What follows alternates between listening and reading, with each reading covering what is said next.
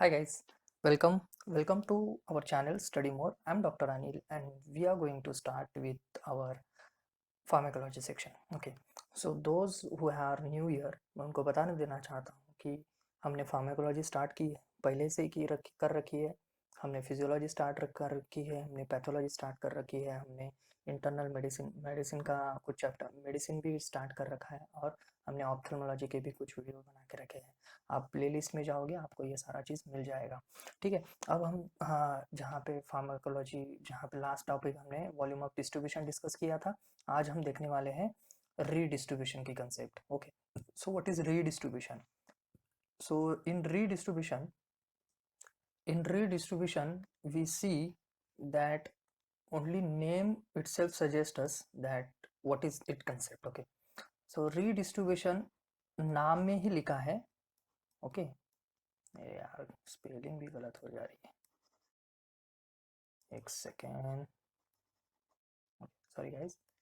हाँ, redistribution, redistribution। okay, so concentrate on this re means what? Again. Okay, re means what? Again means फिर से। Okay, सो जब हम drug देते हैं सो उसका सबसे पहला हम क्या चाहते हैं ड्रग से? ये चाहते हैं कि वो भाई अपने साइट ऑफ एक्शन पे जाए और वहाँ पर जाके उसकी एक्शन कराए, डिस्ट्रीब्यूट हो जाए जहाँ पे साइट ऑफ एक्शन है। लाइक अगर आपने कुछ ड्रग दिया है, एनेस्थेटिक ड्रग दिया है या फिर कौन सा भी ड्रग दिया है, एनेस्थेटिक ड्रग का मोर और लेस साइट ऑफ एक्शन क्या होगा? ब्रेन होगा। सो वो ब्रेन के पास चले जाए और वहाँ पर उसकी एक्शन करे, वापस आए और उसका एलिमिनेशन हो जाए, राइट? ये चाहोगे। सो उसको दूसरी जगह कहीं जाने की जरूरत नहीं पड़नी चाहिए, राइट? ऐसा। लेकिन इस चीज में ड्रग के बारे में जो फैट सोल्यूबल ड्रग होते हैं उसमें क्या होता है? This drug gets distributed to other organ, other sites also. Okay, not only the site of action but other sites also. So उसमें क्या होता है, जैसे कि यहाँ पे समझ लो ये एक साइट ऑफ एक्शन है। Okay, this is site of action, ठीक है। और site of action lipid soluble drug highly कहाँ पर जाएंगे? जहाँ पर हाईली वैस्कुलराइज या फिर हाईली परफ्यूज जो ऑर्गन होंगे, जैसे कि kidney, okay, heart and brain. Okay, so these are the etcetera, so these are the highly vascularise organ. सो सबसे पहले ड्रग जो डिस्ट्रीब्यूट होगा वो यहाँ पे होगा, ड्रग डिस्ट्रीब्यूशन यहाँ पे होगा। Okay, then it will get distributed to less vascular but बल्कि बल्कि ऑर्गन जो होंगे या फिर साइट होगी, जैसे कि फैट है, ओके, एंड मसल। ओके, सो यहाँ पर भी डिस्ट्रीब्यूट होगा। सो ये डिस्ट्रीब्यूशन तो हमें चाहिए। ओके, ये जो डिस्ट्रीब्यूशन है, ये जो डिस्ट्रीब्यूशन हो रहा है इस बाजू, ये तो हमको चाहिए। But this distribution is not हमको, मतलब ये जो डिस्ट्रीब्यूशन है यहाँ पे भी डिस्ट्रीब्यूट हो रहा है drug at the same time. Okay, बस ये डिस्ट्रीब्यूशन जो है वो फास्ट है और ये है वो स्लो है। Okay, but this is not desired, right? ये हमको डिजायर नहीं है, फिर भी ये यहाँ पे डिस्ट्रीब्यूट हो रहा है, तो इसको हम क्या बोलेंगे? रीडिस्ट्रीब्यूशन। क्या बोलेंगे? इसको बोलेंगे redistribution. Okay, so redistribution is always slow. Okay, first distribution is fast और वो कहाँ पर जाएगा? साइट ऑफ एक्शन में। सेकेंड रीडिस्ट्रीब्यूशन कहाँ पे जाएगा? साइट ऑफ एक्शन पे नहीं जाएगा। साइट ऑफ एक्शन पे कौन सा जाएगा? दूसरे जगह जाएगा और जहाँ पर वो स्लोली जाएगा उसको बोलेंगे हम रीडिस्ट्रीब्यूशन। ओके, सो इसके लिए हम एक ड्रग लेंगे, ड्रग का एग्जांपल लेंगे। कौन सा ड्रग लेंगे एग्जांपल में? थायोपेंटिन, ठीक है। ये सबसे अच्छा एग्जांपल है एक्सप्लेन करने के लिए, थायोपेंटिन, इसलिए हम ये इसको ले रहे हैं। ओके, अब इसकी जो ड्यूरेशन ऑफ एक्शन या फिर वो रीच जो है जहाँ पर साइट ऑफ एक्शन में, अभी मुझे बताइए, एक आईवी एनेस्थेटिक है। क्या है? Ivy anaesthetic. एनेस्थेटिक, आज क्या हो रहा है, मेरी स्पेलिंग क्यों गलत हो रही है? या एक आईवी एनेस्थेटिक है, सो इसके एक्शन कहाँ होगी? ब्रेन पे होगी ना, राइट? सो ये ब्रेन तक 1 मिनट में पहुंचता है। ओके, ये ब्रेन तक 1 मिनट में पहुंचता है। But at the same time मतलब ये फास्टली 1 मिनट तक पहुंचता है। सो ये एट द सेम टाइम वो फैट के यहाँ भी जाता है, राइट। सो ये फैट के यहाँ भी जाता है, ये जो यहाँ पर जा रहा है इसको हम बोलेंगे डिस्ट्रीब्यूशन। ओके, इस चीज को हम बोलेंगे डिस्ट्रीब्यूशन, और ये जो हो रहा है तुम्हारा इसको बोलेंगे redistribution, redistribution of drug. Okay, और ये रेड कलर से निकालता हूँ blood vessel. Okay, blood vessel. So ये थायोपेंटल कहाँ पर है, ब्लड में। ओके, सो ये थायोपेंटल इसका मतलब हो गया ये ब्लड में है। सो ये ब्लड से ड्रग एक बार आईवी दिया, आईवी दिया मतलब इसमें आया, सो ब्लड में आया। सो ब्लड में आने के बाद ये ड्रग जाएगा पहले यहाँ पे 1 मिनट में, उसके बाद जाएगा रीडिस्ट्रीब्यूट हो जाएगा फैट को। ठीक है, ये जो होता है ये फास्ट होता है, this distribution is fast because site of action के यहाँ पर जा रहा है, और ये जो हो रहा है स्लो हो रहा है, दिस इज स्लो। ओके, और उसके बाद ये अपना ब्रेन में काम करके मतलब उसका जो एनेस्थेटिक इफेक्ट है वो होने के बाद वो तुरंत वापस वो यहाँ पे वापस डिफ्यूज बैक हो जाएगा, राइट। सो ये डिफ्यूज बैक हो जाएगा। ओके, उसी के साथ यहाँ से भी ये भी डिफ्यूज बैक होते रहेगा, डिफ्यूज बैक। ओके, सो ये दोनों इसके वजह से और इसके वजह से और इसके वजह से, ओके। सो हम बोलते हैं कि ड्रग बॉडी में है अभी भी, राइट। एलिमिनेशन, अब देखो इसकी रीच 1 मिनट में हो रही है, राइट। अब हाफ लाइफ फिर इसकी कितनी होनी चाहिए, कम होनी चाहिए ना, बट बॉडी ड्रग से एलिमिनेट होने के लिए बहुत ज़्यादा टाइम लगता है, दैट्स वाई इसकी हाफ लाइफ भी ज़्यादा है, 9 आवर्स। ये बॉडी में बहुत ज़्यादा देर तक स्टे होता है, why, because it is highly lipid soluble and it gets redistributed. Okay, that's why drug stays in the body for longer time, so drug ज़्यादा देर तक बॉडी में रहेगा।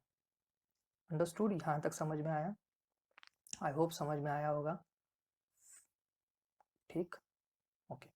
अब एक कंसेप्ट है, जब ये रीडिस्ट्रीब्यूट होता है, जब ये रीडिस्ट्रीब्यूट होता है इसका मतलब जो ड्रग का जो काम है मतलब क्या है, जो भी एक्शन वो प्रोड्यूस करेगा, एनेस्थेटिक इफेक्ट प्रोड्यूस करेगा, वो रीडिस्ट्रीब्यूशन में नहीं होगा। Once the drug get redistributed then its action get cancel.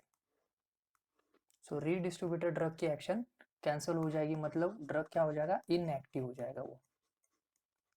सो उसी की तरह ये जो ड्रग है मतलब ये जो फैट में आया हुआ ये साइड जो है, दूसरा लेता हूँ पेन आपको दिखाने के लिए। ओके, सो ये बाजू जो है ड्रग का ये है inactive side, this is inactive side of thiopentone, and this side means brain का जो साइड है, ये जो साइड है ये एक्टिव साइड है। अंडरस्टूड, इसका मतलब रीडिस्ट्रीब्यूशन होगा तो ब्लड का क्या होगा, ब्लड का इनएक्टिवनेस, तो ब्लड इनएक्टिव हो गया। ठीक है, अंडरस्टूड।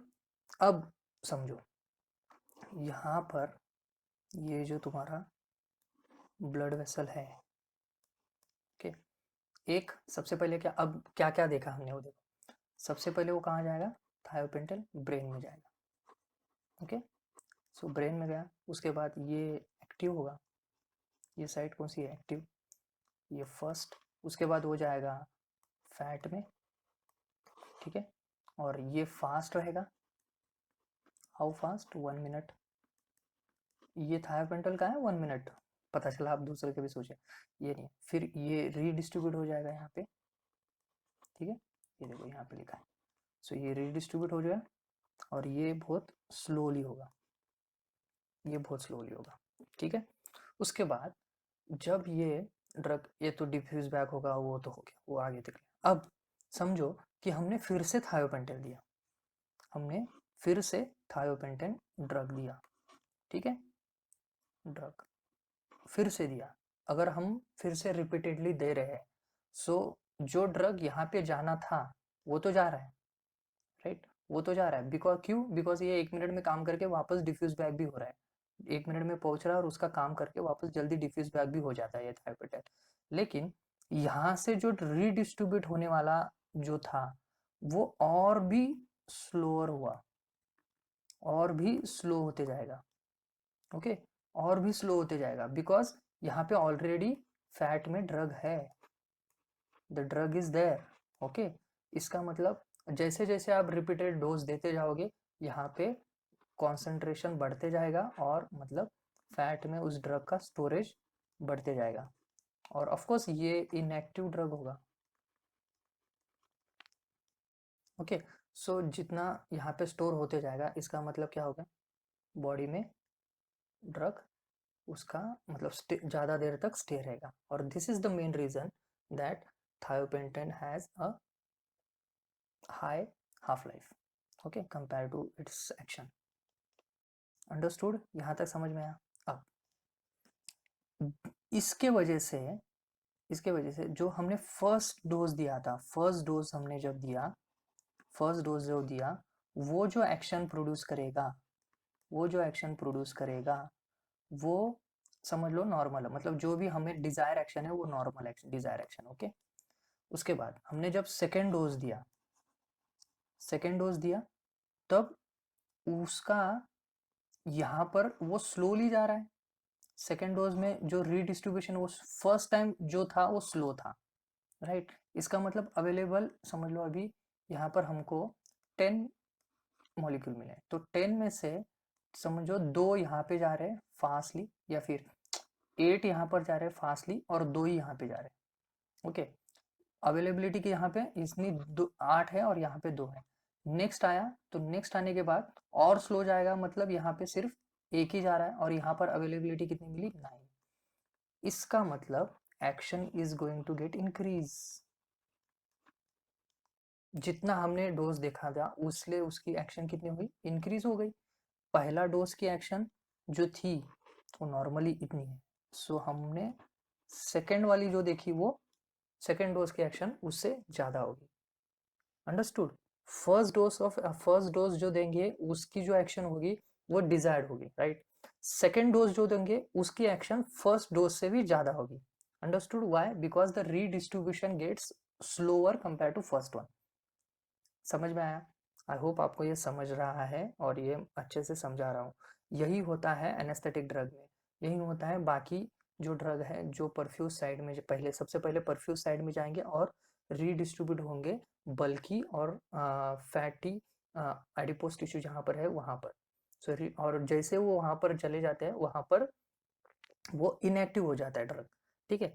बट जैसे दूसरा डोज देते हो आप तो वो रीडिस्ट्रीब्यूट होने के लिए टाइम लगाता है, सो अवेलेबिलिटी कितनी हो गई उसकी, जो ड्रग ब्लड में रहने वाला है वो ज़्यादा देर तक रहेगा और वो फिर से वहाँ जाएगा, मतलब जो साइट ऑफ एक्शन है वहाँ पर ज़्यादा ड्रग चला जाएगा, अंडरस्टूड। सो इसके वजह से सेकेंड डोज थर्ड डोज जब हम देते हैं रिपीटेड डोज जो देंगे उसकी एक्शन ज़्यादा होगी first dose compare to first dose, understood. This is what is redistribution concept. I hope आपको ये सारा कुछ समझ में आया होगा, ठीक है। और एक एग्जांपल देना दूँ तो ये ज़्यादा एक्सप्लेन नहीं करता हूँ, बट त्रिपाठी में ये दिया हुआ है सो आपको पता रहना चाहिए। जैसे कि डायजेपाम है, राइट। सो डायजेपाम जब आप देते हो, डायजेपाम जब आप देते हो तब वो उसका जो हिप्नोटिक इफेक्ट है वो 6 to 8 आवर्स तक रहता है, ओके। बट उसका half life is more than 30 hours. So आपको रीज़न तो पता चल गया अभी जो मैंने अभी एक्सप्लेन किया, तो वो यहाँ पे लगा लो, ओके। सो आप इसको एक्सप्लेन कर पाओगे इजीली अगर आपके टीचर ने पूछा तो।